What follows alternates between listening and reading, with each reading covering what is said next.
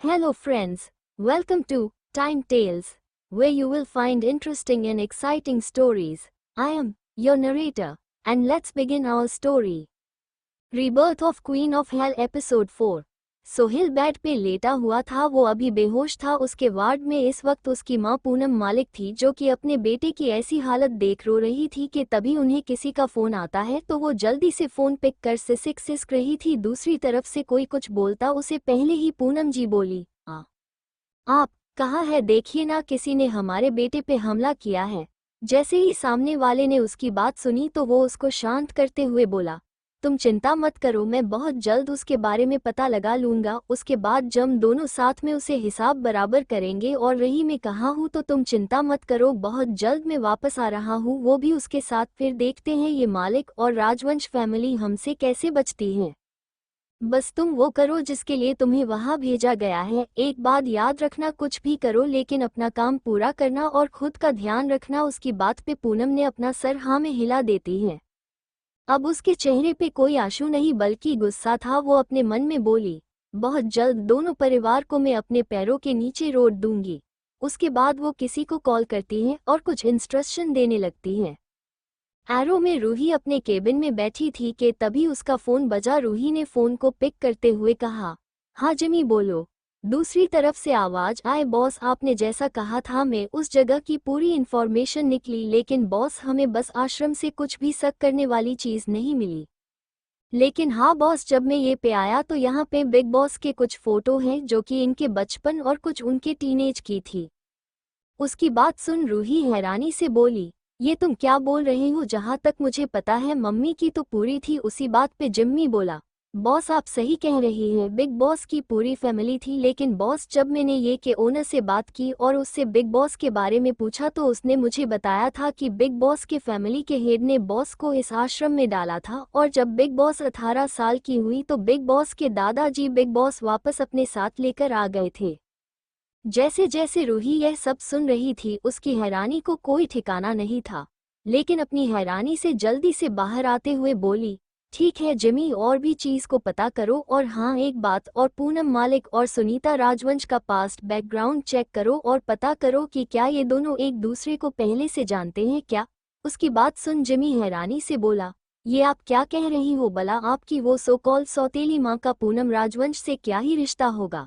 उसकी बात पे रूही बोली, जो बोला है वो करो। ये बोल रूही फोन कर देती है और अपनी चेयर से सिर टिका के बैठ जाती है। और उसको मिस्टर रायजादा की बात याद आती जो बोल रहे थे फ्लैशबैक रूही के बर्थडे वाले दिन, जब मिस्टर रायजादा ने रूही को उसी माँ की प्रॉपर्टी को डिस्ट्रीब्यूट किया था तो वो रूही को अपने साथ अकेले में बात करने के लिए बोल था, जिससे से रूही ने उन्हें उनकी गाड़ी तक छोड़ने जाती है। तभी मिस्टर रायजादा रूही से बोले, रूही बेटा, आपको पता मैं और आपकी मम्मी बचपन के दोस्त हुआ करते थे, इसलिए उनके अतीत में ऐसा बहुत कुछ है जो बिल्कुल सही नहीं है। उन्होंने ने कभी मुझे कुछ बता तो नहीं है, लेकिन मैं बात जरूर करूंगा कि जब तुम्हारी मम्मी ने यह वसीयत मुझे बना को बोला था, मैंने उनसे सवाल किया था कि वो इतनी जल्दी अपनी वसीयत क्यों बना रही है। तब उन्होंने ने मुझे बताया था कि उनके जाने के बाद बहुत से लोग मेरी बेटी के पीछे होंगे, इसलिए मैं उसे अभी से मजबूत बना रही हूँ ताकि वक्त आने पे वो उन लोग से अकेले लड़ सके। उनकी बात सुन रूही हैरानी से अपने मन में बोली, मतलब माँ को पता था कि उनकी जान को खतरा है, इसलिए उन्होंने सब कुछ पहले से ही प्लान कर लिया था। उसके कान में फिर से मिस्टर रायजादा की आवाज गई जो बोल रहे थे, बेटा एक बात याद रखना, तुम्हें जल्द से जल्द किसी ऐसे इंसान से शादी करनी होगी जो कि बहुत पावरफुल हो, ताकि जब वो लोग तुम पे हमला करे तो तुम उनसे लड़ सको। ये बात तुम्हारी मम्मी ने मुझे बोला था। उनकी बात पे रूही बोली, अंकल आप फिक्र मत कीजिए, मैंने खुदा इतना मजबूत बनाया है कि कोई मुझे हाथ नहीं लगा सकता है। ये बात तो सच ही, क्योंकि रूही की मम्मी ने बचपन से उसको हर एक चीज में एक्सपर्ट बनाया था, फिर चाहे वो फाइट हो या फिर बिजनेस, और भी बहुत कुछ थी जो रूही की मम्मी ने रूही को सिखाया था।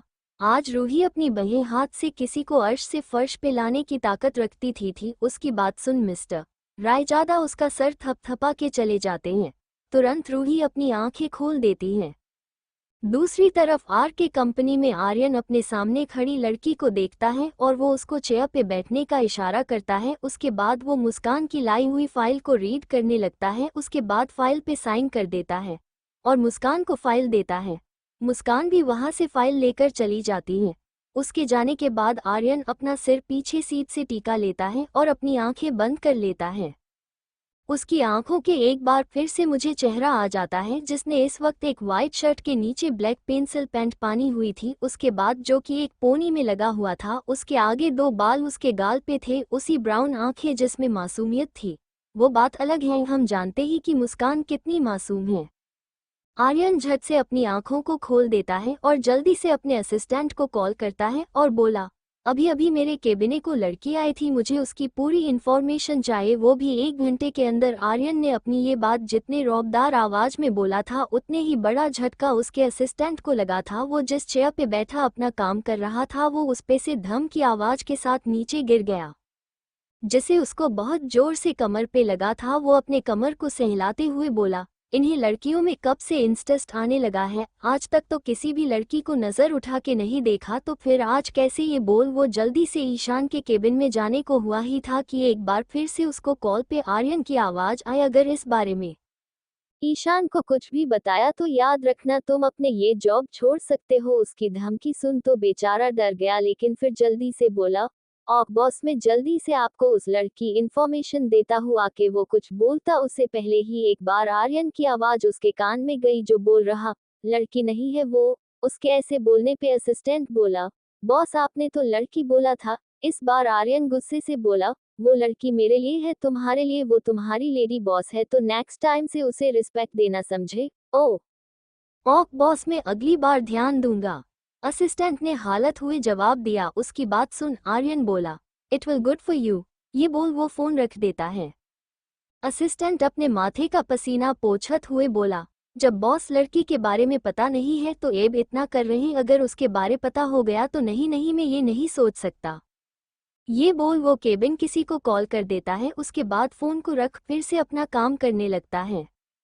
ईशान को कुछ भी बताया तो याद रखना तुम अपने ये जॉब छोड़ सकते हो। उसकी धमकी सुन तो बेचारा डर गया, लेकिन फिर जल्दी से बोला, और बॉस, मैं जल्दी से आपको उस लड़की इन्फॉर्मेशन देता हुआ कि वो कुछ बोलता उसे पहले ही एक बार आर्यन की आवाज उसके कान में गई जो बोल रहा, लड़की नहीं है वो। उसके ऐसे बोलने पे असिस्टेंट बोला, बॉस आपने तो लड़की बोला था। इस बार आर्यन गुस्से से बोला, वो लड़की मेरे लिए है, तुम्हारे लिए वो तुम्हारी लेडी बॉस है, तो नेक्स्ट टाइम से उसे रिस्पेक्ट देना, समझे? ओ बॉस, मैं अगली बार ध्यान दूंगा, असिस्टेंट ने हालत हुए जवाब दिया। उसकी बात सुन आर्यन बोला, it will good for you. ये बोल वो फोन रख देता है। असिस्टेंट अपने माथे का पसीना पोंछत हुए बोला, जब बॉस लड़की के बारे में पता नहीं है तो एब इतना कर रहे, अगर उसके बारे पता हो गया तो नहीं नहीं, मैं ये नहीं सोच सकता। ये बोल वो केबिन किसी को कॉल कर देता है। उसके बाद फोन को रख फिर से अपना काम करने लगता है। दूसरी तरफ एएम इंडस्ट्रीज में अरमान अपने केबिन में बैठा अपने लैपटॉप पे काम कर रहा। उस समय पूरे केबिन में अरमान के लैपटॉप पे चल रही उसकी उंगलियों की आवाज गूंज रही थी। अरमान ने अपने ब्लेजर को अपने सीट के पीछे टांग रखा था। उसके शर्ट के 3 बटन अभी खुले हुए थे जिससे उसके ब्रॉड कंधे और चेस्ट दिख रहे थे। इस वक्त अरमान बहुत ही ज्यादा हॉट एंड हैंडसम लगता। वैसे कि किसी ने सही ही कहा, लड़के हमेशा ही काम करते वक्त कुछ ज्यादा ही हैंडसम लगते हैं, जैसे इस वक्त अरमान लगता।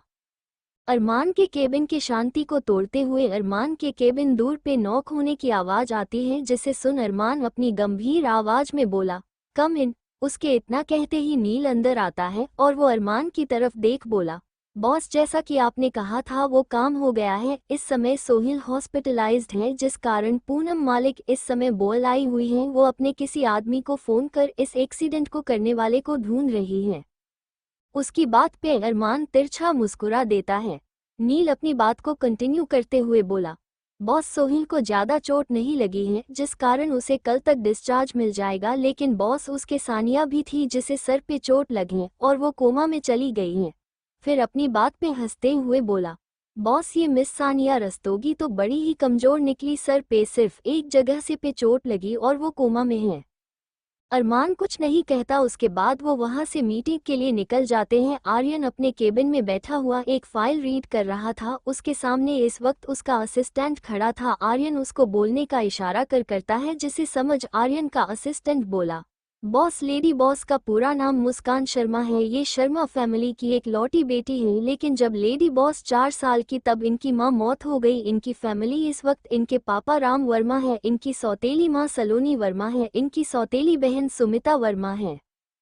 इनके पापा ने सेकंड मैरिज कर लिए और इनकी सौतेली मां हमेशा इन्हें टॉर्चर करती थी, जिसके बारे में मुस्कान के पापा को नहीं पता है। वो एक मिलिट्री जनरल हैं, जिस कारण वो ज्यादा अपने घर पे नहीं रहते हैं, जिस कारण उसे बारे में कुछ पता नहीं है। इनके घर सिर्फ इनके पापा और इनकी सौतेली बहन सुमिता है, इनसे प्यार करती हैं। लेडी बॉस इस समय हॉस्टल में रहती है, क्योंकि उन्हें अपनी सौतेली माँ के बातें बर्दाश्त नहीं होता है। को उन्हें हर वक्त ताना मारती है। यही नहीं, उनकी सौतेली माँ ने बहुत बात उन्हें मारा भी है। लेडी बॉस और लिटिल बॉस सेम क्लास में हैं और वो हमारे कंपनी में प्लानिंग डिपार्टमेंट में पार्ट टाइम काम करते हैं। आर्यन जब अपने असिस्टेंट की पूरी बात सुनता है तो उसे बहुत गुस्सा आता है। वो अपने मन में ही बोला, डोल, तुम्हारे हर एक आंसू का हिसाब होगा। ये सोच वो अपने असिस्टेंट को कुछ इंस्ट्रक्शन देता है और उसे वहां से जाने को बोल देता है। उसकी बात वो असिस्टेंट अपने चेहरे पे खुशी और उदासी के भाव लिए केबिन से बाहर चला जाता है। रूही, जो कि अब तक घर आ चुकी थी, वो अपने कमरे में बेड पे लेट जाती है और अपनी आंखें बंद कर लेती है, लेकिन उसके दिमाग में बार बार जिमी की कही हुई बातें घूम रही थी। उसे समझ नहीं आ रहा था कि आखिर ऐसी कौन सी वजह थी जिस कारण उनके पेरेंट्स ने उसकी माँ की अनाथ आश्रम भेज दिया था। अब रूही के लिए उसकी माँ एक मिस्ट्री बनके रह गई। रूही अपने मन में ही सोच रही थी कि आखिर क्यों उनके पेरेंट्स ने उसके माँ को अनाथ आश्रम भेजा गया था। आखिर क्यों पूरा परिवार होने के बावजूद वो एक अनाथ की जिंदगी जी रही थी। आखिर कैसे इसकी माँ एक मेडल की क्वीन बनी। ऐसे बहुत से सवाल थे रूही के मन में, लेकिन जवाब एक भी नहीं है। रूही अपनी जगह से उठी है और सीधा अपने क्लोजेट में जाके उस सीक्रेट डोर के पास जाती है, जहां से रूही अपने माँ के कमरे में जाती है। रूही जब अपनी माँ के कमरे में आती है तो वो उनके कमरे में कुछ ढूंढने लगती है। रूही पूरे कमरे की तलाशी लेती है, लेकिन उसे वो चीज़ कहीं नहीं मिलती है। रूही अपनी नज़र इधर उधर घुमा ही रही थी कि तभी उसे उसकी नज़र एक जगह पे जाती है, जो कि एक बुक सेल्फ था। रूह उस बुक सेल्फ को खोल के देखती है तो उसे वहाँ पे एक रेड बुक नज़र आती है। सबसे अजीब बात तो ये थी कि उस बुक सेल्फ में जितनी भी बुक्स थी वो सब अलग अलग थी, लेकिन उनके कवर ब्लैक एंड वाइट थे, जिस कारण रूह की नज़र उस पे टिक जाती है। रूही जैसे ही उसे बुक सेल्फ में रेड वाली बुक को बाहर निकलती है, अचानक ही उस कमरे में एक रोबोटिक आवाज़ आती है, डोर इज ओपन, और उसकी साथ के एक सीधी जो कि ऊपर सीलिंग की तरफ से नीचे आती है, जिसे देख रूही हैरान हो जाती है। वही हॉस्पिटल में पूनम मालिक किसी से फोन पे बात करते हुए गुस्से बोली, क्या बकवास कर रहे हो कि नहीं पता चला मेरे बेटा ये हॉस्पिटल में है और तुम लोग बोल रहे कि अभी तक तुम्हें वो आदमी नहीं मिला जिसने यह एक्सीडेंट किया है।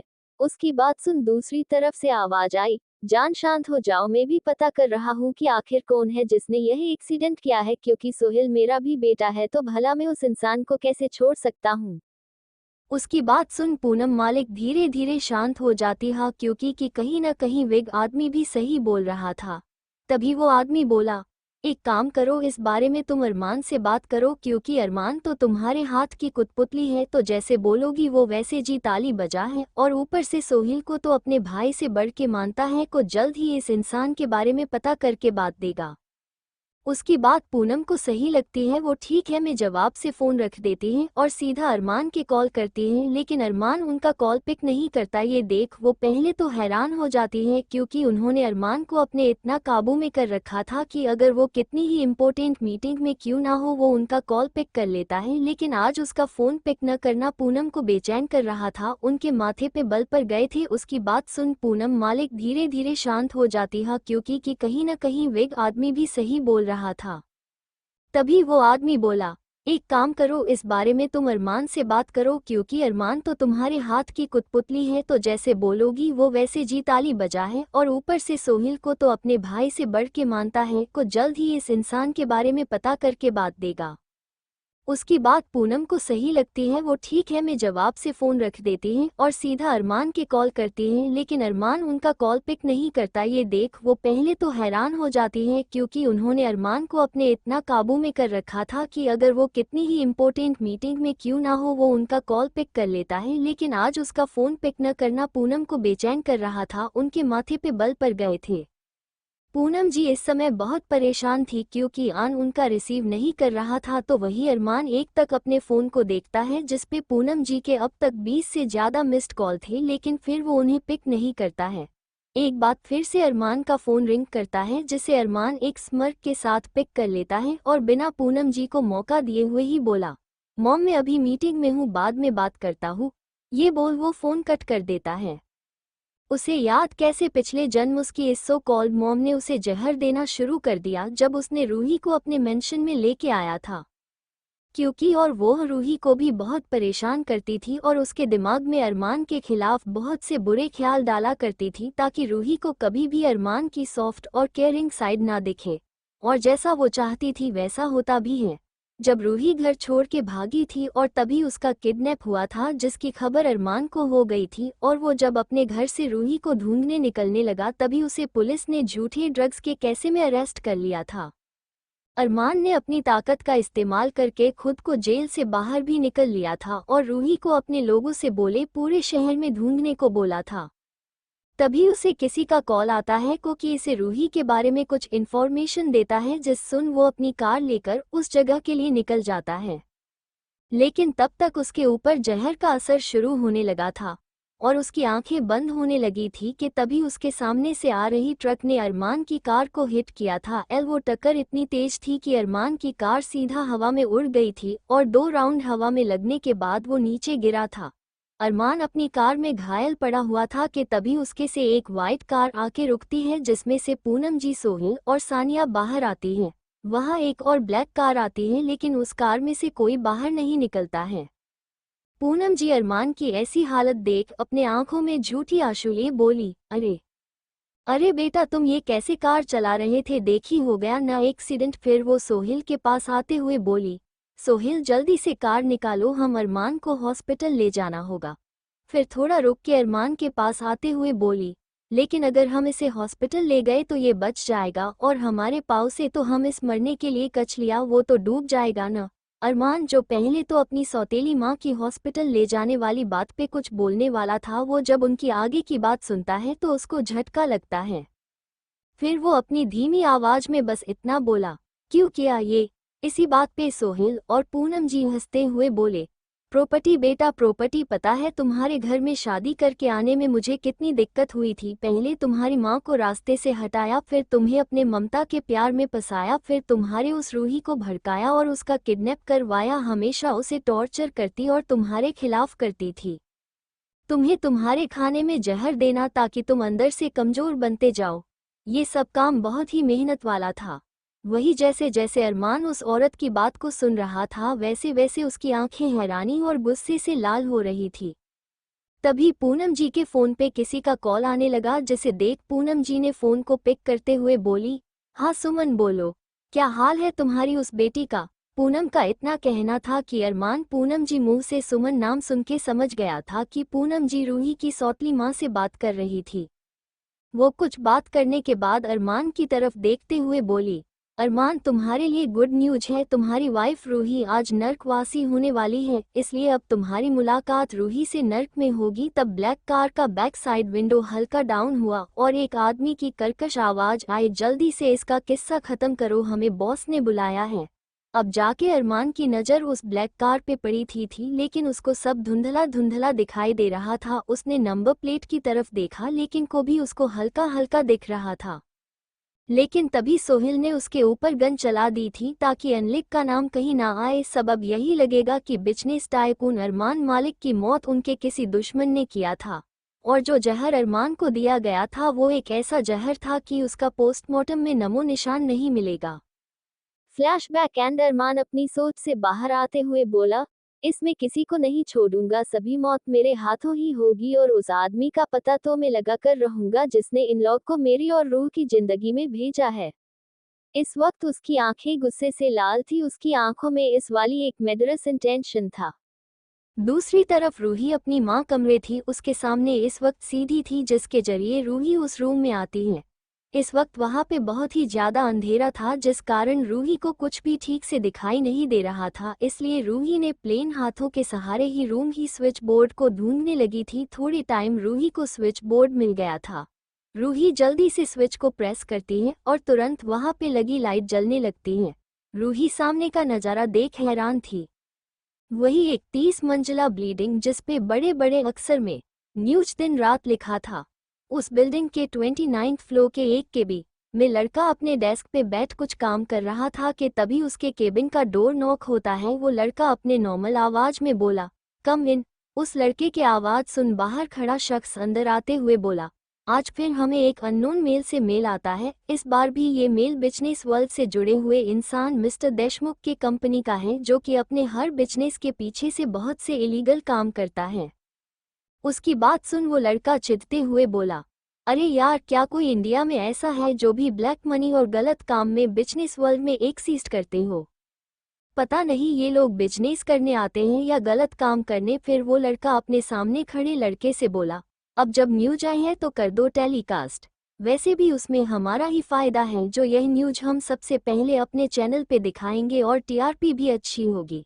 उसकी बात पे वो आदमी अपना सर हिलाते हुए बोला, बॉस ये बात तो आपने बिल्कुल सही किया। आखिर इस इंसान के कारण ही तो हम इतना आगे तक निकल आए हैं कि आज हमारा चैनल इंडिया का नंबर 1 न्यूज चैनल बन गया है। सॉरी गाइस, इतने दिन बाद चैप्टर देने के लिए सॉरी। मेरा तबीयत ठीक भी था इसलिए चैप्टर लेट हो गया। वही एक 30 मंजिला बिल्डिंग जिसपे बड़े बड़े अक्षर में न्यूज दिन रात लिखा था। उस बिल्डिंग के 29th फ्लोर के एक केबिन में लड़का अपने डेस्क पे बैठ कुछ काम कर रहा था कि तभी उसके केबिन का डोर नॉक होता है। वो लड़का अपने नॉर्मल आवाज में बोला, कम इन।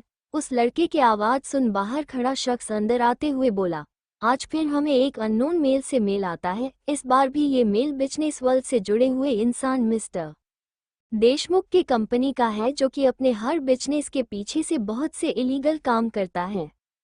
उसकी बात सुन वो लड़का चिढ़ते हुए बोला, अरे यार, क्या कोई इंडिया में ऐसा है जो भी ब्लैक मनी और गलत काम में बिजनेस वर्ल्ड में एक्सिस्ट करते हो? पता नहीं ये लोग बिजनेस करने आते हैं या गलत काम करने। फिर वो लड़का अपने सामने खड़े लड़के से बोला, अब जब न्यूज आई है तो कर दो टेलीकास्ट। वैसे भी उसमें हमारा ही फायदा है, जो यह न्यूज हम सबसे पहले अपने चैनल पे दिखाएंगे और टीआरपी भी अच्छी होगी। उसकी बात पे वो आदमी अपना सर हिलाते हुए बोला, बॉस ये बात तो आपने बिल्कुल सही किया। आखिर इस इंसान के कारण ही तो हम इतना आगे तक निकल आए हैं कि आज हमारा चैनल इंडिया का नंबर 1 न्यूज चैनल बन गया है।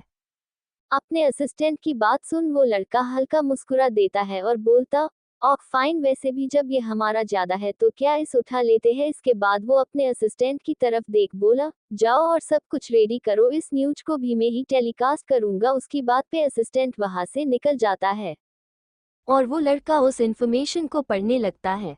दूसरी तरफ रूही अपनी माँ ले सीक्रेट कमर में थी और अपने सामने देख रही, जहाँ पे बहुत से एक्सपेरिमेंट इक्विपमेंट रखे हुए थे जो कि बहुत ही महंगे रेयर थे। रूही उन इक्विपमेंट की तरफ देख बोली, यह इतने महंगे और रेयर इक्विपमेंट माँ के कहाँ से आए? उसके बाद वो उसे प्यार रूम की तलाशी लेती है। तभी उसे एक ड्रॉअर में एक बुक मिलती है। वो जैसे ही बुक को उठाती है वैसे ही इस बुक में से एक फोटो नीचे गिरता है, जिसे देख रूही जल्दी से उस फोटो को अपने हाथ में ले लेती है और उसे देखने लगती है। उस फोटो को देखते ही उसकी आंखें हैरानी से बड़ी हो गई थी। रात का समय मुस्कान एक सुनसान रास्ते पे चल रही थी। उसे आज ऑफिस से निकलते हुए देर हो गई थी, जिस कारण उसे अब कोई भी टैक्सी और ऑटो नहीं मिल रहा था, जिस कारण मुस्कान पैदल जा रही थी। तभी उसके सामने एक ब्लैक कार आके रुकती है, जिसे देख मुस्कान अपनी जगह पे रुक जाती है। तभी कार के फ्रंट साइड का डोर ओपन होता है और आर्यन का असिस्टेंट मानव कार से बाहर आता है और मुस्कान की तरफ देख हल्के स्माइल के साथ बोला, मुस्कान, रात काफी हो गया तो तुम कार में बैठ जाओ, हम तुम्हें घर छोड़ देते हैं। वैसे भी इतनी रात को तुम्हारा ऐसे चल के जान सही नहीं है। मानव की बात मुस्कान को सही लगता है और अपना सिर हिला कर हाँ में इशारा कर देती है और उसे थैंक यू बोल कार के बैक सीट पे बैठ जाती है। वही आर्यन तो घूर कर मन को देख रहा था, क्योंकि उसे ये पसंद नहीं आ रहा था कि मानव मुस्कान से बात करते वक्त मुस्कुरा रहा था।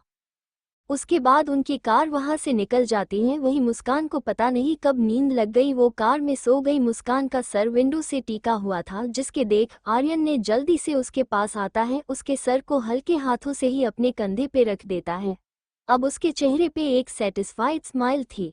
वही मानव उसकी इस हरकत पे हैरान था और वो हैरानी से अपने कादूस बॉस को देख रहा था, जो कि अपनी बहन के अलावा किसी भी लड़की से सीधे मुंह बात तक नहीं करते और आज ये लड़की का सर खुद अपने कंधे पे रख रहे हैं। वही रूही के कमरे में रूही अभी अभी शॉवर लेकर अपने रूम में आई थी। आज उसने पिंक कलर का नाइट सूट पहने हुए थी। जैसे ही रूही अपने कमरे में आती है, उसे बेड पे अरमान लेता हुआ दिखाई देता है, जो शर्टलेस होके अपने दोनों हाथ अपने सर के नीचे रखे तक बस सीलिंग को ही देख रहा था। जैसे ही अरमान को वॉशरूम का गेट खुलने की आवाज आती है, तो उस तरफ देखने लगता है जहाँ पे रूही इस वक्त खड़ी उसे ही देख रही थी। रूही की नज़र इस वक्त अरमान के मस्कुलर बॉडी वो ही टिकी थी। उसकी नीली आंखें बस एक अपने सामने शर्टलेस अरमान को देख रही थी, जिसे उसका गाल सूख रहा था। वो उसकी बड़ी देखने में इतनी खो गई थी कि उसे पता भी नहीं चला कि कब अरमान उसके सामने आके खड़ा हो गया है। रूही अपने मन में ही बोली, हाय मेरा अरमान कितना हॉट और हैंडसम है। सच में पिछले जन्म में मेरे दिमाग में पत्थर पड़े थे, जो मैं ऐसे इंसान की जगह उस सूखे पापड़ को पसंद किया था। वो आगे कुछ सोचती उसे पहले ही उसके कान में अरमान की डीप मैग्नेटिक आवाज आई, wifey do you want to taste me. जैसे ही रूही ने ये सुना, वो अपने ख्याल को जातक देती है। अब उसका मन कर रहा था कि वो अभी कहूँ गायब हो जाए। शर्म से उसका चेहरा, जो कि हॉट शॉवर से रेड था, अब अरमान की बातों से और ज्यादा रेड हो गया था। जिस देख अरमान को बहुत मजा आ रहा था। उसको तंग करने के लिए अरमान ने धीरे से उसका हाथ अपने हाथ में ले लेता है और रूही को थोड़ा टीस और मासूम की एक्टिंग करते हुए बोला, वाइफी ऐसे शर्माने की जरूरत नहीं है, मैं तो तुम्हारा हूं ना, और तुम जो मुझे ऐसे देख क्या छू भी सकती हो। अब मेरी इज्जत तुम्हारी भी है। ये बोल वो अपनी एक आई विंक कर देता है। बेचारी रूही, उसका चेहरा इतना लाल हो गया था जैसे कश्मीरी सेब। वही रूही को ऐसा देख, अब जो अरमान रूही को टीस कर रहा था, अब वो उसे गाल पे किस कर बाइट कर लेता हूँ, जिसे रूही के मुंह से हल्की सिसकी निकल जाती है।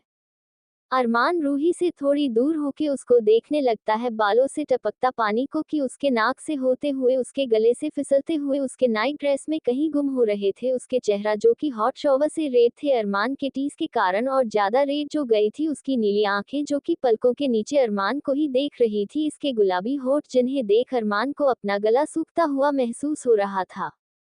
दूसरी तरफ एक अंधेरे कमरे में एक लड़का अपनी मूविंग चेयर पे बैठा था। अचानक ही उसका फोन रिंग करता है। वो जल्दी से फोन को पिक करता है। दूसरी साइड से कुछ बोला जाता है, जिसे सुन वो लड़का बोला, ठीक है मैं कल आता हूँ। अब जब सामने से ये जंग होगी और वो सिर्फ मेरी होगी, उस पे मेरा हक होगा। ये बोल वो आदमी फोन कट कर देता है। फिर सामने रूही के फोटो को देखते हुए बोला, रूह मैं आ चुका हूँ, तुम्हारी जिंदगी चुपचाप मेरी बन जाना, वरना मैं तुम्हारी लाइफ को हेल बना दूंगा। दूसरी तरफ एक अंधेरे कमरे में एक लड़का अपनी मूविंग चेयर पे बैठा था। अचानक ही उसका फोन रिंग करता है। वो जल्दी से फोन को पिक करता है। दूसरी साइड से कुछ बोला जाता है, जिसे सुन वो लड़का बोला, ठीक है मैं कल आता हूँ। अब जब सामने से ये जंग होगी और वो सिर्फ मेरी होगी, उस पे मेरा हक होगा। ये बोल वो आदमी फोन कट कर देता है।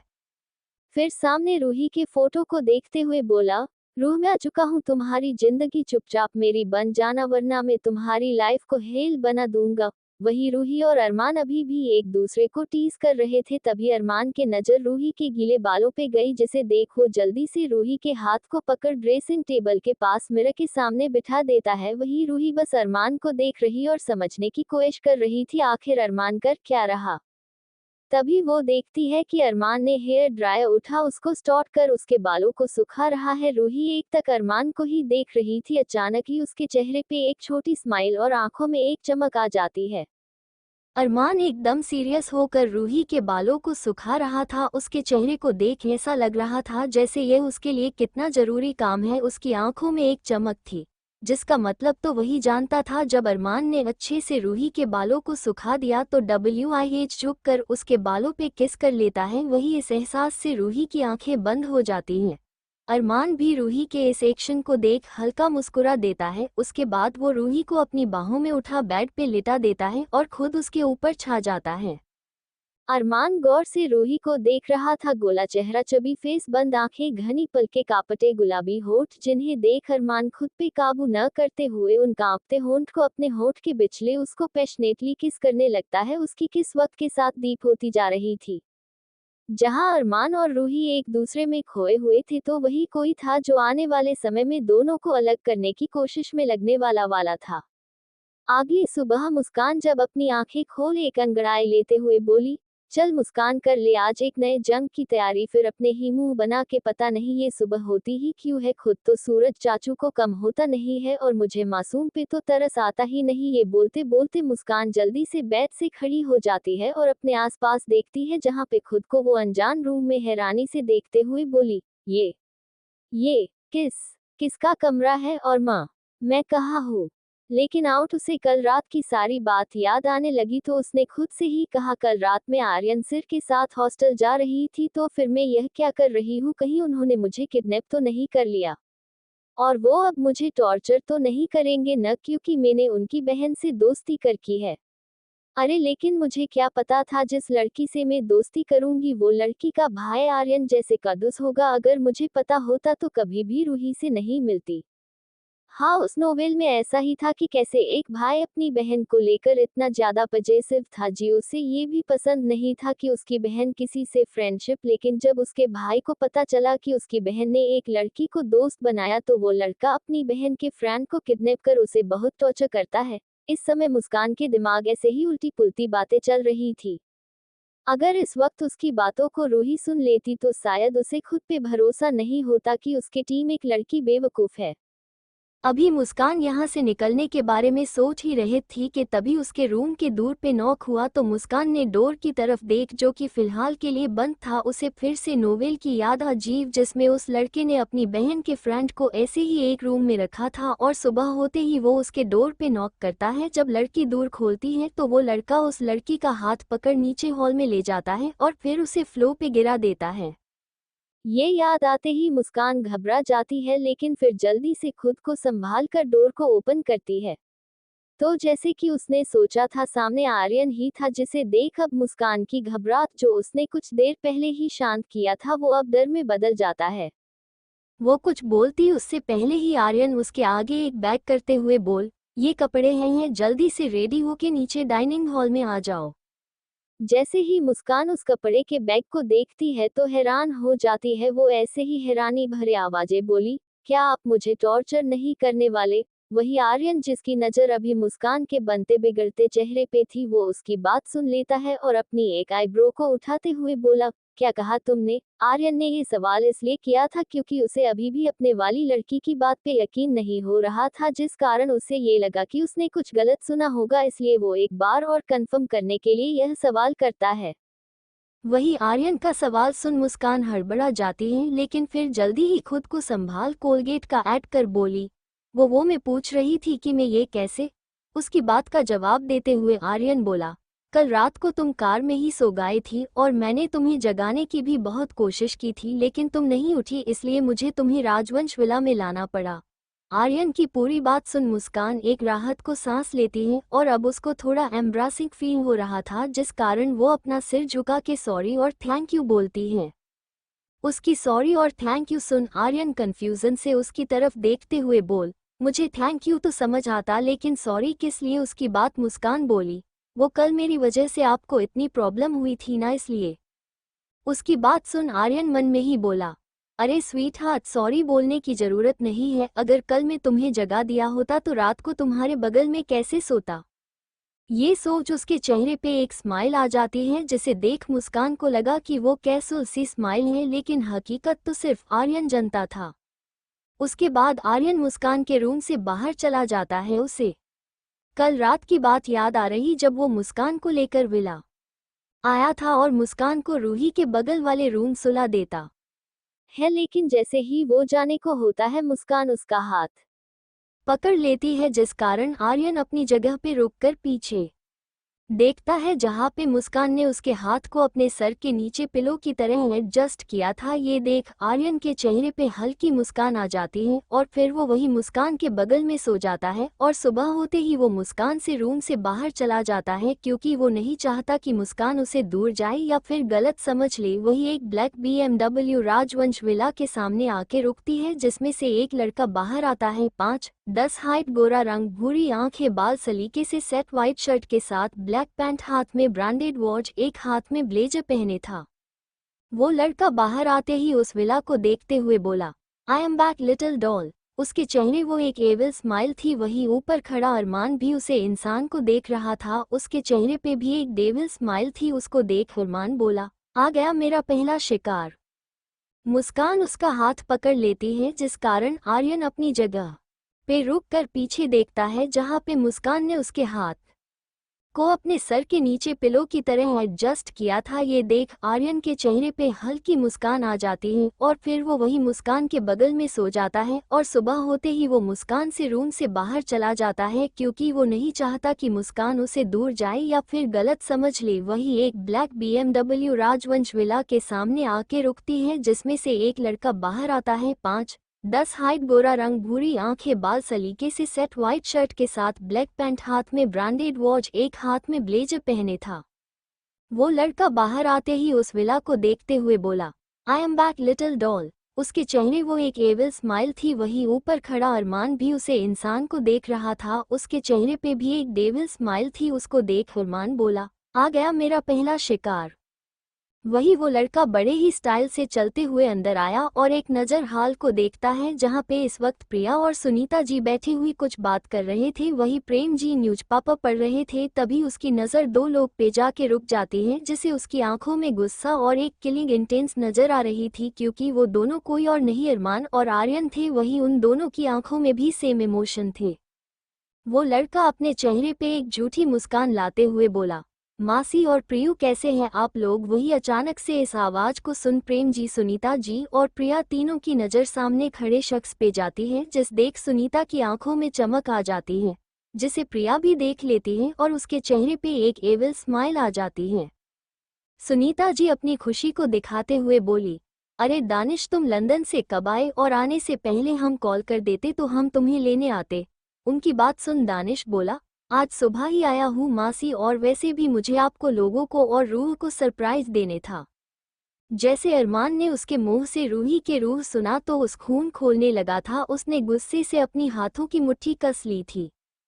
तभी उसे दानिश की आवाज सुनाई दी जो बोल रहा था, मासी मासी मेरी रूह किधर है। जैसे ही उसने ये कहा था वैसे ही उसकी नज़र सीढ़ियों से उतर रही रूही पे जाती है तो वे जल्दी से आगे बढ़ रूही को गले लगाने वाला ही थी कि तभी आर्यन आगे आता है और रूही को अपने गले लगा लेता है और इसके बालों को प्यार से सहलाते हुए बोला, गुड मॉर्निंग प्रिंसेस।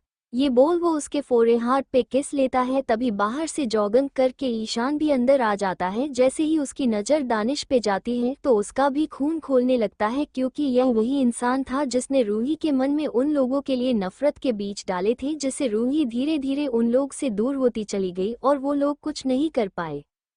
अभी रूही की नज़र दानिश पे नहीं गई थी। वही दानिश अभी भी हैरान था क्योंकि उसने जो रूही के दिल में आर्यन और ईशान के लिए नफरत की चिंगारी लगाई थी वो आग की तरह फैल गई। लेकिन अब बिना बरसात ले ऐसा क्या हुआ कि वो आग आज पानी बन के आर्यन और ईशान को सुकून दे रही थी। ये बात दानिश की बिल्कुल पसंद नहीं आ रही थी। उसकी आंखों में खून उतर आया था लेकिन वो चाह कर भी कुछ कर नहीं सकता था क्योंकि उसकी इमेज रूही के सामने खराब हो जाती जो वो बिल्कुल नहीं चाहता था। आर्यन भी समझ रहा था दानिश क्या सोच रहा है क्योंकि इस इंसान ने बहुत बार आर्यन और ईशान पे हमला किया था, उन्हें मरने की कोशिश की थी जिसे वो चाह कर भी कुछ नहीं कर सकता था क्योंकि रूही आर्यन और ईशान से नफरत करती थी और वही दानिश ने रूही के दिल में अपनी एक अलग जगह बना ली थी। वो जो भी रूही को बोलता था वो उसका बात मन वो करती थी। अभी आर्यन ये सोच ही रहा था कि तभी सुनीता जी आगे आते हुए रूही से बोली, रूही बेटा देखो कौन आया है। ये बोल वो उसका हाथ पकड़ दानिश के सामने कर देती है। वही जैसे ही रूह दानिश को देखती है उसके आंखें लाल हो जाती हैं, उसके माथे पे पसीना छलक आता है, उसके हाथ पैर कांपने लगते हैं और वो ऐसे ही दानिश को देखते ही बेहोश हो जाती है।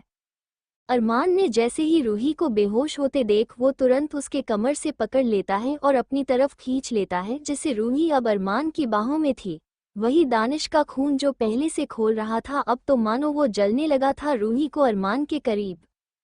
वही सब लोग हैरानी से रूही को देख रहे थे, को अभी अभी सबसे हंसकर बात कर रही थी और अब किसी बेजान इंसान की तरह पड़ी है। अब तक मुस्कान भी नीचे आ चुकी थी और रूही की ऐसी हालत देख वो उसके लिए परेशान हो जाती है। परेशान तो आर्यन, ईशान और प्रेम जी भी थे। अरमान बिना किसी पे ध्यान दिए ही रूही को गोद में उठा उसके कमरे की तरफ चला जाता है। उसके पीछे पीछे आर्यन, ईशान, मुस्कान भी थे। प्रेम जी भी आ रहे थे लेकिन आर्यन और ईशान ने उन्हें माना कर दिया था। वो लोग नहीं चाहते थे कि प्रेम जी रूही के करीब भी जाएं। ईशान ने डॉक्टर को भी कॉल कर दिया था, वो भी आ जाते हैं और रूही को चेक करने लगते हैं। फिर वो आर्यन, ईशान और अरमान तीनों को एक नज़र देखते हैं और बोलते हैं इन्हें पैनिक अटैक आया है। इन्होंने कुछ ऐसा देखा है जिसे इन्हें नहीं देखना चाहिए था। वही पैनिक अटैक जा नाम सुन सब लोग शोक हो जाते हैं क्योंकि किसी को नहीं पता था। आर्यन डॉक्टर से सवाल करते हुए बोला, क्या आप हमें ये बता सकते हैं कि रूही को यह अटैक कब से आ रहा है? उसकी बात सुन डॉक्टर बोले, देखिए मिस्टर राजवंश, हम ये तो नहीं बता सकते कि यह कब से हो रहा है, लेकिन जैसी इनकी कंडीशन है इन्हें ये अटैक पिछले 5 साल से हो रहा है। जैसे ही आर्यन और ईशान ये सुनते हैं उनके हैरानी का कोई ठिकाना नहीं था क्योंकि वो लोग हर वक्त रूही पे किसी न किसी तरह नज़र रखते हैं। वही अरमान अपने एक्सप्रेशन लेस चेहरे के साथ खड़ा था। उसकी आंखें इस वक्त बहुत कोल्ड था लेकिन उसके हाथों की मुट्ठी काशी हुई थी। आर्यन की नज़र जब अरमान पे जाती है तो उसके पास आते हुए बोला, क्या तुम्हें पता है रूही के इस कंडीशन के बारे में? आर्यन ने अरमान से यह सवाल इसलिए किया था क्योंकि अरमान डॉक्टर की बातों को ऐसे सुन रहा जैसे उसे सब पहले से ही पता था। ये बात सच भी, अरमान को ये बात पहले से पता थी। अरमान डॉक्टर को बाहर जाने का इशारा करता है, फिर आर्यन और ईशान को लेकर कमरे से सीधा स्टडी रूम में चला जाता है। आर्यन फिर से अरमान से सवाल करता है तो इस बार अरमान हाँ में जवाब देते हुए कहता है, मैं सिर्फ इतना बताऊंगा कि रूही को पैनिक अटैक आने का रीजन क्या है, लेकिन पूरी बात नहीं बता सकता क्योंकि उस समय में जो देखा था उसके बाद मुझे ऐसा लगा था जैसे किसी ने मेरी जान निकल ली हो।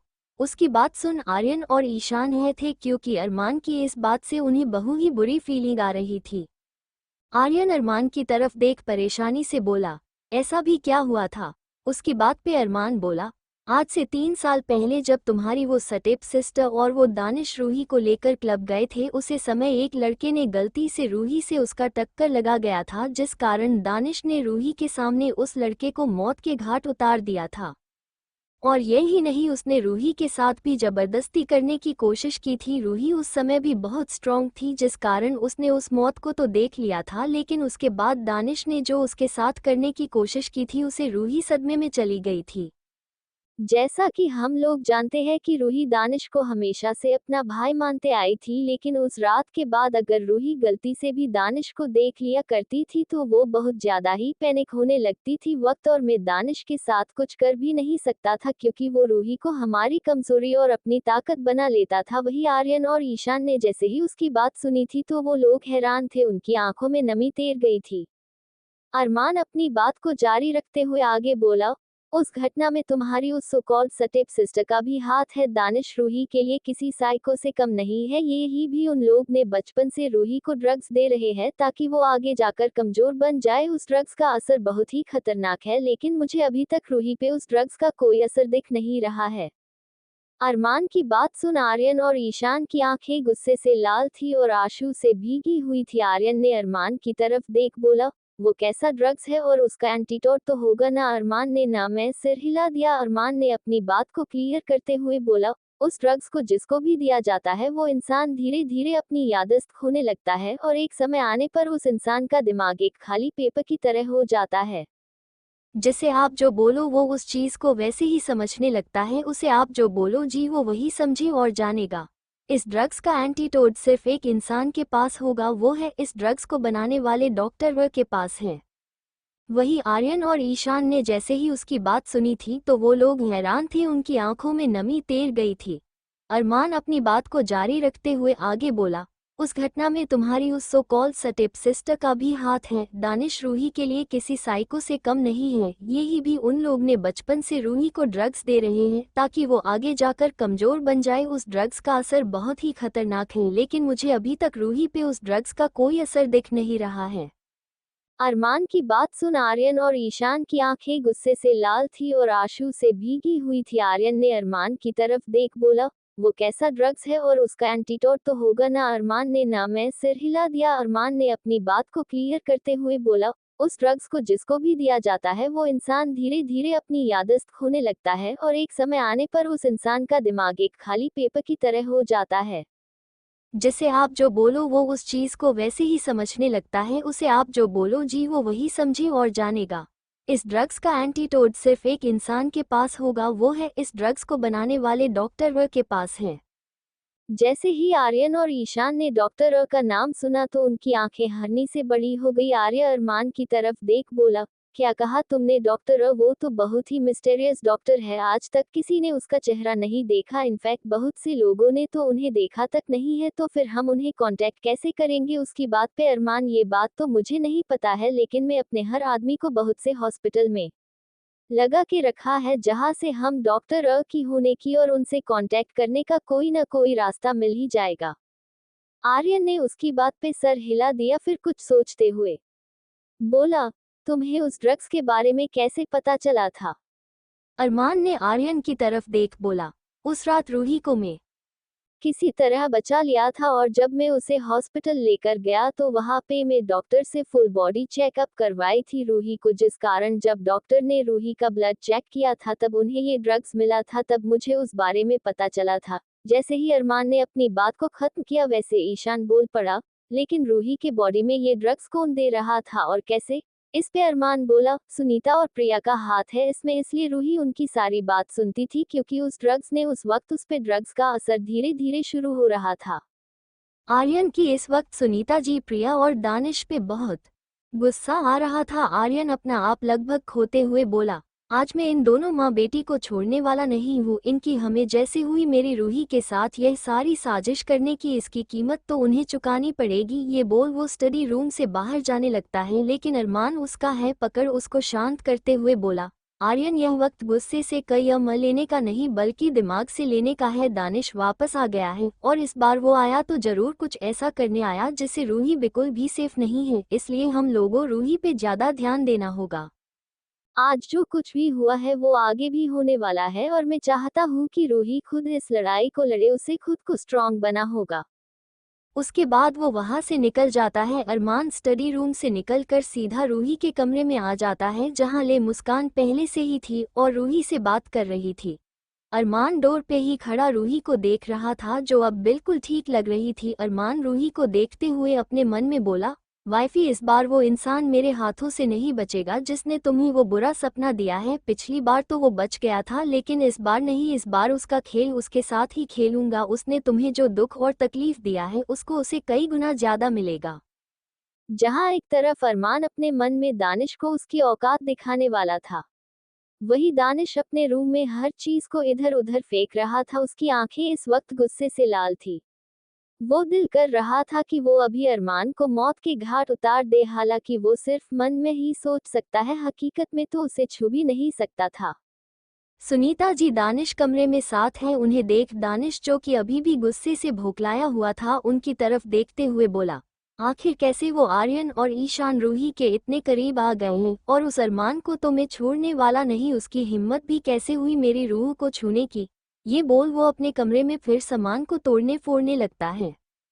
सुनीता जी दानिश के पास आते हुए बोली, शांत हो जाओ बेटा, अभी हमारे पास बहुत से मौके हैं। लेकिन ये बोलते ही सुनीता जी रुक जाती हैं। वही दानिश सुनीता जी की लेकिन सुन सुनीता जी की तरफ देखता है और थोड़ा चिढ़ के बोला, लेकिन क्या मासी? ये बोलते वक्त भी उसके गुस्से में कोई कमी नहीं आई थी। तभी सुनीता जी अपने चेहरे पे थोड़ी परेशानी के साथ बोली, वो अरमान है न, वो आजकल बहुत ज्यादा ही रूही के करीब होते जा रहा है। ये ही नहीं, वो अब ज्यादा से ज्यादा रूही के साथ होता है और उसे कॉलेज से लेने भी वो खुद ही जाता है। वो हमारे काम में कबाब में हड्डी बन रहा है। रूही भी अरमान को पसंद करने लगी है, यहाँ तक कि वो दोनों एक दूसरे को डेट भी कर रहे। जैसे ही दानिश ने ये सुन उसके गुस्से के की कोई सीमा ही नहीं थी, वो सुनीता जी तरफ देखते हुए बोला, नहीं नहीं ऐसा नहीं हो सकता है, लगता है रूही अपना पनिशमेंट भूल गई है, लेकिन एक बार समय आ गया उसके अंदर मेरा दर भरने का, आज से 3 साल पहले जो कुछ भी हुआ वो साठ भूल चुकी है और अब मैं वापस आ गया हूँ, अब रूही की शादी भी मुझे से होगी और सबसे बड़ी बात मुझे फिर से उसको अपने कंट्रोल में लेना होगा। अपनी बात बोलते वक्त उसके चेहरे पे एक एविल स्माइल थी। आप लोग सोच रहे होंगे कि जब रूही के साथ वो घटना हुई थी, जब अरमान भले ही रूही को बचा लिया था, लेकिन जब वो दानिश पे अपना वार करने वाला था तब दानिश ने उसका ध्यान रूही पे कर दिया। रूही के हाथ की नस कटी हुई थी जिसे दानिश ने ही कटा था, और जैसे ही अरमान की नज़र उसके हाथ पे गई वो दानिश को छोड़ रूही के पास चला जाता है, और इस बात का फायदा उठा के दानिश वहाँ से भाग गया था। उसके बाद दानिश पूरे 3 साल बाद इंडिया वापस आया था, इसलिए उसके अंदर अरमान का ज्यादा खौफ नहीं था। वही दानिश की बात सुन सुनीता जी के चेहरे पे भी एक एविल स्माइल आ जाती है। वही मुस्कान रूही की तरफ देखते हुए बोली, रूही आखिर तुम्हें क्या हुआ, तुम ऐसे अचानक से बेहोश कैसे हो गई थी। उसकी बात वो रूही मुस्कान की तरफ देखते हुए बोली, बेहोश और मैं, लेकिन मुझे इस बारे में कुछ याद क्यों नहीं है। ये बोल वो उस पल को याद करने लगती है, लेकिन उसे कुछ याद नहीं आ रहा था। वही मुस्कान रूही की इस कंडीशन को देख हैरान थी, क्योंकि उसे पता था रूही की मेमोरी एक नॉर्मल लड़की से ज्यादा अच्छी थी। वो एक बार देख लेती या पढ़ लेती थी, वो उसे कभी नहीं भूलती थी, तो फिर आज यह अचानक से कैसे भूल रही है। मुस्कान एक बार फिर से कंफर्म करते हुए बोली, रूही क्या तुम्हें सच में याद नहीं कि तुम बेहोश कैसे हुई थी। उसकी बात पे रूही ने ना में सिर हिला देती है। मुस्कान ये देख कुछ नहीं बोलती है। वही बाहर खड़ी प्रिया भी रूही और मुस्कान की सारी बात सुन रही थी। इस वक्त उसके चेहरे पे एक एविल स्माइल थी। वो अपने मन में ही बोली, बहुत जल्द तुम अपनी याददाश्त को दोगी, उसके बाद तुम्हारी यह प्रॉपर्टी मेरी होगी और तुम पागल खाने में। ये सब सोचते हुए उसके चेहरे पे डार्क एक्सप्रेशन था, उसकी आंखें गुस्से से लाल थी, लेकिन उसके बावजूद उसके होठों पे एविल स्माइल थी। वो रूही मुस्कान की तरफ देखते हुए बोली, बेहोश और मैं, लेकिन मुझे इस बारे में कुछ याद क्यों नहीं है। ये बोल वो उस पल को याद करने लगती है, लेकिन उसे कुछ याद नहीं आ रहा था। वही मुस्कान रूही की इस कंडीशन को देख हैरान थी, क्योंकि उसे पता था रूही की मेमोरी एक नॉर्मल लड़की से ज्यादा अच्छी थी। वो एक बार देख लेती या पढ़ लेती थी, वो उसे कभी नहीं भूलती थी, तो फिर आज यह अचानक से कैसे भूल रही है। मुस्कान एक बार फिर से कंफर्म करते हुए बोली, रूही क्या तुम्हें सच में याद नहीं कि तुम बेहोश कैसे हुई थी। उसकी बात पे रूही ने ना में सिर हिला देती है। मुस्कान ये देख कुछ नहीं बोलती है। वही बाहर खड़ी प्रिया भी रूही और मुस्कान की सारी बात सुन रही थी। इस वक्त उसके चेहरे पे एक एविल स्माइल थी। वो अपने मन में ही बोली, बहुत जल्द तुम अपनी याददाश्त को दोगी, उसके बाद तुम्हारी यह प्रॉपर्टी मेरी होगी और तुम पागल खाने में। ये सब सोचते हुए उसके चेहरे पे डार्क एक्सप्रेशन था, उसकी आंखें गुस्से से लाल थी, लेकिन उसके बावजूद उसके होठों पे एविल स्माइल थी। रूही और मुस्कान की बात सुन कमरे से बाहर निकल जाती है वो। रूही मुस्कान की तरफ देखते हुए बोली, बेहोश और मैं, लेकिन मुझे इस बारे में कुछ याद क्यों नहीं है। ये बोल वो उस पल को याद करने लगती है, लेकिन उसे कुछ याद नहीं आ रहा था। वही मुस्कान रूही की इस कंडीशन को देख हैरान थी, क्योंकि उसे पता था रूही की मेमोरी एक नॉर्मल लड़की से ज्यादा अच्छी थी। वो एक बार देख लेती या पढ़ लेती थी, वो उसे कभी नहीं भूलती थी, तो फिर आज यह अचानक से वही उसके जाते ही रूही जिसका ध्यान अभी तक मुस्कान पे थी, वो एक नज़र अपने कमरे डोर पे देखती है, जहाँ पे रूही ने कुछ समय पहले ही प्रिया की परछाई थी जो कि अब गायब थी। ये देख रूही के होठों पे एक डेविल स्माइल आ जाती है। उसके बाद वो मुस्कान की तरफ देखते हुए बोली, अच्छा ये सब छोड़ो और तुम ये बातों कि तुम ये पे कैसे। उसकी बात पे मुस्कान को आर्यन का, उसके लिए उसका बिहेवियर, उसकी मदद करना और उसने जो कुछ भी आर्यन के बारे में सोचा था, जिसे सोच उसके होठों पे अपने आप ही एक मुस्कान आ जाती है। तभी एक बार फिर से रूही मुस्कान की तरफ देख बोली, अरे बातों भी कि तुम ये पे क्या कर रही हो, वो भी इतनी सुबह सुबह। उसकी बात मुस्कान एक छोटी सी मुस्कान के साथ उसके साथ कल से लेकर आज सुबह तक क्या हुआ था वो सब उसे बात देती। इसके साथ उसने उसे ये भी बता दिया था कि उसने आर्यन और नोवेल के हीरो तक को कंपेयर कर दिया था। उसकी बात सुन रूही खिलखिलाकर कर हंस रही थी। वो खुद को बार बार सुबह मुस्कान की हालत को लेकर इमेजिन कर रही थी। उसे पता था उसकी ये दोस्त नोवेल की लेकर कितनी ज्यादा बायस है, जिस कारण उसकी हंसी रुक ही नहीं रही थी। मुस्कान रूही के इस तरह से हंसने से काफी चिढ़ जाती है, जिस कारण वो वही रखा पिलो लेकर रूही की मरते हुए बोली, रूही की बच्ची अब चुप हो जा, माना कि मुझे सुबह गलती हो गई, लेकिन अब तू मेरा इस तरह से मजाक नहीं बना सकती है। तू मेरी दोस्त है, तुझे क्या पता सुबह मेरी हालत क्या थी और तू हंस रही है। वही बाहर आर्यन और ईशान के साथ अरमान भी खाद था। वो तीनों ये रूही से मिलने आए थे। उन लोगों ने मुस्कान की पूरी बात सुन ली थी, जिसे सुन जहां आर्यन के चेहरे पे कोई एक्सप्रेशन नहीं था, तो ईशान भी अपने आप को हंसने से रोक नहीं पा रहा था। अरमान की नजर तो बस रूही पे थी, जो ज्यादा हंसने के कारण उसके चेहरा हल्का लाल हो गया था, जिसमें वो बहुत क्यूट लग रही। हंसने के कारण रूह की आंखें आधी खुली हुई और आधी बंद थी। उस वक्त रूही किसी डोर की तरफ दिख रही थी। वो दोनों अभी हंस ही रही थी कि तभी उन्हें किसी और के भी हंसने की आवाज आती है, जिसे सुन वह दोनों डोर की तरफ देखते हैं, जहां पे आर्यन, ईशान और अरमान खड़े थे। ईशान हंसते हुए बोला, ओ माय गॉड रूही, हमें नहीं पता था। तुम्हारी ये दोस्त इतना खतरनाक भी कुछ सोच सकती है? मतलब तुम्हारी दोस्त ने आर्यन भाई को इनडायरेक्ट तरीके से डायरेक्ट ही भाई को खलनायक बोल दिया है। ये बोल वो फिर से हंसने लगता है। वही आर्यन घूर के मुस्कान को देखता है, जैसे बोल रहा हो, तुम्हार वजह से ये लोग मुझे पे हंस रहे हैं, इसकी सजा तो तुम्हें मिलेगी ही। वही आर्यन की ऐसी घूरती हुई नजर को मुस्कान महसूस कर लेती है, जिसे वो थोड़ी डर जाती। हाँ विहार मन बोली, बेटा मुस्कान, तू तो गई काम से, मतलब अब ये डेविल मुझे छोड़ेगा नहीं। फिर खुद से बात करते हुए बोली, है भगवान प्लीज अपनी इस बच्ची पे ध्यान हो, वरना यह इंसान मुझे आपके पास भेज देगा। आर्यन फिर रूही की तरफ देख बोला, प्रिंसेस अब तुम्हें कैसा लग रहा है? उसकी बात सुन रूही अपने चेहरे पे हल्की स्माइल लिए बोली, भाई अब मैं ठीक हूँ। अब आर्यन रूही के सर पे हाथ फेरते हुए बोला, ठीक है, आज आप घर पे ही रहकर आराम करो। लेकिन रूही आर्यन की बात सुन बोली, भाई आज मुझे मॉम के कंपनी जाना होगा, वहाँ पे कुछ महीनों से कुछ प्रॉब्लम चल रहा है जिसे मुझे देखना होगा। उसकी बात वो अरमान उसे मना करते हुए बोला, डोल तुम आज कहीं भी नहीं जाओगी, तुम्हें आराम कर चाहिए, अभी तुम पूरी तरह ठीक नहीं हुई हो, मैं तुम्हें कल खुद कंपनी लेकर जाऊंगा, फिलहाल के लिए आज तुम आराम करो। ये बात अरमान ने थोड़ा स्ट्रिक्ट टोन में बोलता है, जिसे एक पल के रूही और मुस्कान सहम जाते हैं। ईशान और आर्यन भी अरमान की बातों में हामी भर देते हैं। फिर ईशान थोड़ा खुद होते हुए बोला, प्रिंसेस तुम अकेले क्यों जाओगी, हम भी चलेंगे तुम्हारे साथ कंपनी देखने, आखिर हमें भी पता चले कि मॉम ने ऐसा कौन सा कंपनी स्टार्ट किया है जिसके बारे में आज तक किसी को नहीं पता है। उन लोगों की बात सुन रूही अपना सर हाँ में हिला देती। फिर वो मुस्कान की तरफ देख बोली, मुस्कान मिस्टर सिंह को फोन करके बोल दो कि हम कल कंपनी आ रहा है और हमारे आने को बात किसी को भी पता नहीं चलनी चाहिए, और सबसे बड़ी बात कल मुझे कंपनी के इन्वेस्टर्स से मिलना है, तो उन्हें बोल दे कि वो सभी इन्वेस्टर्स को कंपनी के मीटिंग के लिए इनवाइट करे, साथ ही साथ मुझे बोर्ड मेंबर की डिटेल्स भी चाहिए। उसकी बात पे मुस्कान हाँ में सिर हिला देती है। अब तक आर्यन, ईशान और अरमान भी कमरे से बाहर आ जाते हैं। अरमान किसी को कॉल कर पूछता है, क्या तुम्हें डॉक्टर के बारे में पता चला है क्या? दूसरी साइड से आवाज आती है, बॉस हमने उन्हें कांटेक्ट किया है, लेकिन अब तक उन्होंने ने कोई भी रिप्लाई नहीं दिया है। उसकी बात पे अरमान अपने आते पे दो उंगली से सहलाते हुए बोला, ठीक है, लेकिन मुझे वो जल्द से जल्द चाहिए।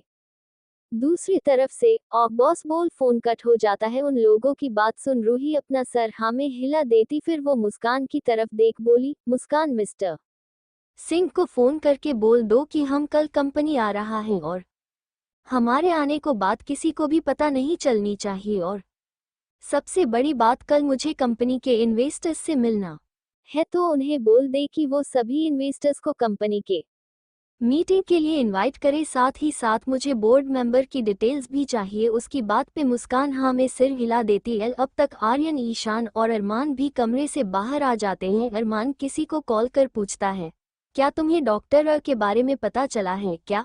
दूसरी साइड से आवाज आती है, बॉस हमने उन्हें कांटेक्ट किया है, लेकिन अब तक उन्होंने ने कोई भी रिप्लाई नहीं दिया है। उसकी बात पे अरमान अपने आते पे दो उंगली से सहलाते हुए बोला, ठीक है, लेकिन मुझे वो जल्द से जल्द चाहिए। दूसरी तरफ से बॉस बोल फोन कट हो जाता है। आर्यन अरमान के कंधे पे हाथ रखते हुए पूछता है, क्या तुम्हें कुछ पता चला डॉक्टर के बारे में? उसकी बात पे आर्यन ना में सिर हिला देता है और बोला, आज तक जितने भी लोगों ने डॉक्टर को देखा है वो सब लोग यही बोल रहे हैं कि डॉक्टर की डेथ हो चुकी है, लेकिन मुझे यकीन है कि डॉक्टर जिंदा है। आर्यन भी अरमान के कंधे पे हाथ को रखते हुए बोला, मुझे पूरा यकीन है कि हम डॉक्टर अब बहुत जल्द मिल जाएगी। वह साइड कोन में एक इंसान खड़ा होकर उन तीनों की बातों को सुन रहा था। उसके चेहरे पे इस वक्त इस कुटिल मुस्कान थी। वो अपने मन में बोला, ढूंढो ढूंढो अरमान डॉक्टर को, वैसे भी वो तो एक ऐसी डॉक्टर है जो तुम्हें कहीं नहीं मिलेगी। मैंने पिछले 3 साल से उस डॉक्टर पे नजर बना के रख है, लेकिन वो इंसान मुझे आज तक कहने नहीं मिला। इनफैक्ट जो भी उस डॉक्टर से इलाज करवाते हैं वो लोग भी हमेशा इसकी पहचान हाइड करके रखता है। दानिश ये सब इसलिए जानता था क्योंकि उसके एक फ्रेंड के दोस्त के पापा को हार्ट सर्जरी डॉक्टर से ही करवाया था। इस बारे में उसके दोस्त ने बताया था, लेकिन उन लोग ने भी डॉक्टर का चेहरा नहीं देखा था। दानिश अरमान और आर्यन को देख मुस्कुरा रहा था। उसके बाद वो एक नज़र रूही के कमरे को देख दानिश तिरछा मुस्कुरा देता है और वहां से निकल जाता है। दूसरी तरफ रूही अपने कमरे में बैठी थी, तभी उसे अपनी आंखों के सामने उसके पिछले जन्म की कुछ सीन फ्लैश होता है। फ्लैशबैक, जब रूही का किडनैप हुआ था तभी उसकी मुलाकात दानिश से होता है। रूही जब दानिश को अपने सामने देखता है तो उसके अंदर से बहुत डर लगने लगता है। उसे याद आने लगता है कैसे दानिश ने उसकी आंखों के सामने ही किसी लड़के की जान ली थी। उसके साथ ही उसने इसके साथ जबरदस्ती करने की कोशिश भी की थी, जिस कारण रूही के सर पे पसीने के बूंद आ जाती है। इसके होठ कांपने लगते हैं, उसका शरीर डर से जम गया था, उसकी हार्ट बीट बहुत तेज हो गई थी। तभी उसके कान में दानिश की आवाज आती है जो बोल रहा था, क्या हुआ रूह, मुझे इतने साल बाद देख तुम डर क्यों रही हो? क्या तुम्हें आज भी वो रात याद है? रूही इसके सवाल को कोई जवाब नहीं देती है, लेकिन उसमें कुछ बदल रहा था। वो था उसका आंखें जो कि अब धीरे धीरे लाल हो रही थी, क्योंकि रूही को अब ये याद आ रहा कैसे इस इंसान ने उसके साथ जबरदस्ती करने की कोशिश की थी, उसको हाथ लगाया था, जिसे अब उसकी आंखों में एक म्यूडस इंटेंशन साफ साफ देखी जा सकती थी। दानिश रूही की आंखों को देखते हुए बोला, और मेरी रूह को गुस्सा आ रहा है, लेकिन रूह में तुम्हें एक बात बताना भूल गया को तुम्हारे बड़े भैया है न, क्या नाम है उसका? हाँ याद आया आर्यन, तुम्हें पता आज मैं उस आर्यन को मार दिया। जैसे ही रूह ने उसकी बात सुनी उसके पैरों तले जमीन खिसक गई थी। अब मानो उसके अंदर जान ही नहीं थी। तभी दानिश ने उसके हाथ जो कि चेयर से बंधे हुए थे वो उन्हें खोल देता है। वही जब रूही ने यह महसूस किया तो उसे दिमाग में फिर से 3 साल पहले वाला समय का सिनेरियो दिखने लगता है। वही दानिश रूही के हाथों को खोल एक झटके से अपने करीब खींच लेता है, जिससे रूही सीधा दानिश के सीने से टकराने वाली थी, लेकिन अपने हाथ से एक डिस्टेंस मेंटेन कर लेती है। तभी दानिश धीरे धीरे करके रूही के करीब जाने लगता है और रूही उसे धक्का देने लगती है, लेकिन दानिश पे उसका कोई असर नहीं होता है। इसलिए रूही अब सीधा अपने घुटने से दानिश के प्राइवेट पार्ट की किक करती है, जिससे दानिश उससे दूर हो जाता है और लड़खड़ा जाता है। रूह वहां से भागने को होती है, लेकिन वो भाग पाती उससे पहले ही दानिश रूही के पैरों को पकड़ के अपने तरफ खींच लेता हाथ, जिससे रूही नीचे मुंह के बल गिर जाती है। इस बात का फायदा उठा एक बार फिर दानिश रूही को बोलता है, तुम्हें क्या लगता तुम्हारे अंदर इतनी ताकत है जी तुम मुझे से लड़ सकती है? फिर एक डेविल स्माइल के साथ बोला, तुम्हारे 16 साल की तब से ही हम तुम्हें एक ऐसा ड्रग्स दे रहे हैं जिससे तुम्हारे अंदर की ताकत खत्म हो रही है और तुम अपनी याद भी भूलने लगी हो। आज तुम्हारे साथ यह सब इसलिए हो रहा है क्योंकि तुम्हें जो ड्रग्स दे रहे हैं वो बहुत ही स्लो काम करता है, लेकिन इसका सबसे ज्यादा फायदा यह है कि वो किसी की भी ताकत को उसके शरीर से अलग करने लगता है। जैसे ही रूही ये सुनती है, और तुम्हें पता ये ड्रग्स भी हम लोग तुम्हें दे रहे थे वो तब से जब तुम 16 की थी, तो सोचो अभी तक उस ड्रग्स का असर कहाँ तक होगा, अभी तुम कितनी कमजोर हो गई हो। रूही जैसे से इस ड्रग्स के बारे में सुनती है तो उसे याद आता है इस ड्रग्स को बनाने वाली इंसान रूही खुद है। उसे पता था इस ड्रग्स कोई भी आप यादस्त खोने में लगभग 5 साल लगते हैं। इस ड्रग्स के पहले स्टेज में इंसान अपनी छोटी छोटी चीज को भूलने लगता है। ऐसे ही इसके 5 स्टेप होते हैं। लास्ट स्टेप में इंसान खुद की पहचान तक को भूल जाते हैं। उनका दिमाग एक न्यू बॉर्न बेबी की तरह हो जाती है, जिसे ना ही बोलने आता है और ना ही कुछ समझ आता है। जिसे भी इस ड्रग्स को दिया जाता है वो अपने पास्ट को भूल जाता है। उसका दिमाग खाली होके एकदम जीरो पे चला जाता है। दानिश जब रूह को अपनी सोच में घूम देखता था, एक बात फिर उसके साथ जबरदस्ती करने लगता है। जैसे ही रही को यह एहसास होता होता तो वो एक बार फिर से उसे खुद से दूर करने की कोशिश करती है, लेकिन जब वो देखती है वो दानिश के ऊपर कुछ असर नहीं हो रहा, तभी वो अपनी नज़र इधर उधर घूमने लगती है। तभी उसे आप बगल में एक पॉकेट मनी दिखता है, जिसे देख रूही जल्दी से उस नाइफ को अपने हाथ में ले लेती है और एक झटकते में दानिश से गले के आर पार कर देती है। वही जब रूही ने यह महसूस किया तो उसे दिमाग में फिर से 3 साल पहले वाला समय का सिनेरियो दिखने लगता है। वही दानिश रूही के हाथों को खोले एक झटके से, अपने अभी तुम कितनी कमजोर हो गई हो। रूही जैसे से इस ड्रग्स के बारे में सुनती है तो उसे याद आता है इस ड्रग्स को बनाने वाली इंसान रूही खुद है। उसे पता था इस ड्रग्स कोई भी आप या दस्त होने में लगभग 5 साल लगते हैं। इस ड्रग्स के पहले स्टेज में इंसान अपनी छोटी छोटी चीज को भूलने लगता है। ऐसे ही इसके 5 स्टेप होते हैं। लास्ट स्टेप में इंसान खुद की पहचान तक को भूल जाते हैं। उनका दिमाग एक न्यू बॉर्न बेबी की तरह हो जाती है, जिसे ना ही बोलने आता है और ना ही कुछ समझ आता है। जिसे भी इस ड्रग्स को दिया जाता है वो अपने पास्ट को भूल जाता है। उसका दिमाग खाली होके एकदम जीरो पे चला जाता है। दानिश जब रूह को अपनी सोच में घूम देखता था, एक बात फिर उसके साथ जबरदस्ती करने लगता है। जैसे ही रूही को यह एहसास होता होता तो वो एक बार फिर से उसे खुद से दूर करने की कोशिश करती है, लेकिन जब वो देखती है वो दानिश के ऊपर कुछ असर नहीं हो रहा, तभी वो अपनी नज़र इधर उधर घूमने लगती है। तभी उसे आप बगल में एक पॉकेट मनी दिखता है, जिसे देख रूही जल्दी से उस नाइफ को अपने हाथ में ले लेती है और एक झटकते में दानिश से गले के आर पार कर देती है, जिससे दानिश की तुरंत ही मौत हो जाती है। उसके बाद रूही उसे खुद पे से धक्का देते हुए उठ जाती है और वहां से निकल जाती है। लेकिन जैसे ही वो उसे जगह से बाहर आती है, उसे वहां से बाहर आके अभी 5 मिनट ही हुआ था कि तब तक सुनीता और प्रिया उस जगह आ जाते हैं। जैसे ही उनकी नज़र उनके सामने जाती है तो दोनों शौक हो जाते हैं। वही प्रिया की आंखों से आंसू आ जाते हैं, क्योंकि जिसे दानिश की तुरंत ही मौत हो जाती है। उसके बाद रूही उसे खुद पे से धक्का देते हुए उठ जाती है और वहां से निकल जाती है। लेकिन जैसे ही वो उसे जगह से बाहर आती है, उसे वहां से बाहर आके अभी 5 मिनट ही हुआ था कि तब तक सुनीता और प्रिया उस जगह आ जाते हैं। जैसे ही उनकी नज़र उनके सामने जाती है तो दोनों शौक हो जाते हैं। वही प्रिया की आंखों से आंसू आ जाते हैं, क्योंकि दानिश ने हमेशा से ही प्रिया को अपनी बहन माना था।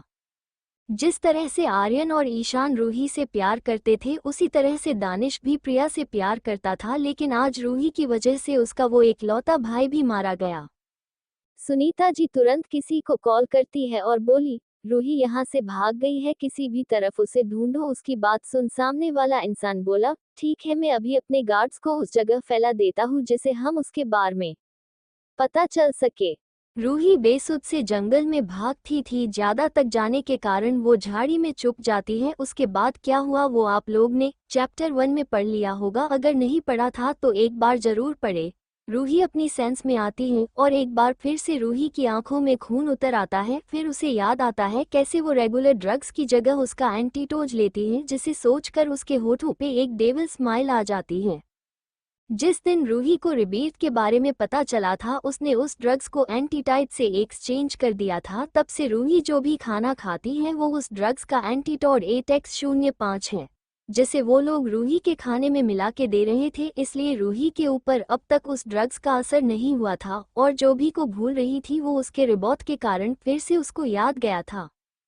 शाम का वक्त आज अरमान, आर्यन और ईशान जल्दी ऑफिस से आ गए थे। इस वक्त हॉल में मुस्कान, अरमान, आर्यन और ईशान थे। तभी वहां पे दानिश आता है। वो रूही की तरफ देख बोला, रूह तुम्हें आज सुबह क्या हो गया, तुम बेहोश कैसे हो गई थी? Excuse me mister Danish Sharma, आपको कोई हक नहीं है मुझे रूह बोलने का। वो सिर्फ मुझे वही लोग बोल सकते हैं जिन्हें मैं ये हक देती हूँ। और रही बात की, तो मैं पहले ही आपको बता दूं, आप यह आज से 3 साल पहले ही को दिए हो। और एक बात, मुझे अपना रिश्ता जोड़ने की कोशिश भी मत करना। रूही की बातों को सुन दानिश को बहुत गुस्सा आ रहा था, क्योंकि रूही सबके सामने ही उसकी इंसल्ट कर रही थी। वो रूही को सबक सिखाना चाहता था, लेकिन वो ऐसा कुछ भी कर नहीं सकता था। वही उसे इस बात से ज्यादा हैरान था कि रूही को 3 साल पहले वाली रात कैसे याद है, जबकि उसकी आदत तो चली जान चाहिए था। वही अरमान भी यही सोच रहा था कि रूही को उस रात के बारे में कैसे याद गया। वही आर्यन और ईशान उसकी तरफ ही देख रहे थे, क्योंकि उन्हें लगा था कि रूही को फिर से पैनिक अटैक आएगा। लेकिन ऐसा कुछ नहीं हुआ जिससे वो लोग रिलीफ फील कर रहे थे। लेकिन दानिश के जाते ही रूही के चेहरे पे फिर से पसीना आने लगता है, उसके हाथ पैर कांपने लगते हैं, उसको आंखें लाल हो गई थी। सब लोग उसको इस तरफ देख परेशान हो जाते हैं, किसी को कुछ समझ नहीं आ रहा था कि अभी क्या करे।